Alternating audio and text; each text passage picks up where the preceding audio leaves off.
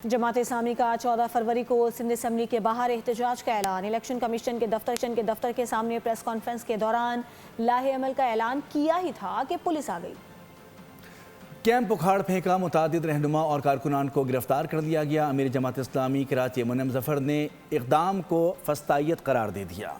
जमात इस्लामी की एहतजाज की कॉल, सिंध पुलिस आड़े आ गई, मुतादिद रहनुमाओं को धर लिया। जमात इस्लामी ने इलेक्शन कमीशन कराची के दफ्तर के बाहर कैंप लगाया था। 14 फरवरी को सिंध असम्बली के बाहर एहतजाज के हवाले से लाहे अमल तय किया जा रहा था। प्रेस कॉन्फ्रेंस जारी थी कि पुलिस आ गई, कैंप उखाड़ फेंका, कई अफराद को गिरफ्तार किया। जेर हिरासत रहनुमाओं में रुकने सिंध असम्बली मोहम्मद फारूक, कायम मुकाम अमीर जमात इस्लामी कराची मुस्लिम परवेज शामिल है। अमीर जमात इस्लामी कराची मुनम जफर ने कहा है कि रहनुमाओं की गिरफ्तारी पीपल्स पार्टी की फस्तायत का मुंह बोलता सबूत है। अवामी प्रेस कॉन्फ्रेंस करते हुए जमात इस्लामी के 10 अफराद की गिरफ्तारियाँ हुई और ये गिरफ्तारियाँ पीपल्स पार्टी की सूबाई हुकूमत ने फस्तायत का मुजाहरा करते हुए गिरफ्तारियाँ की हैं। पुलिस ने ये गिरफ्तारियाँ की हैं जिसकी जितनी मजम्मत की जाए कम है।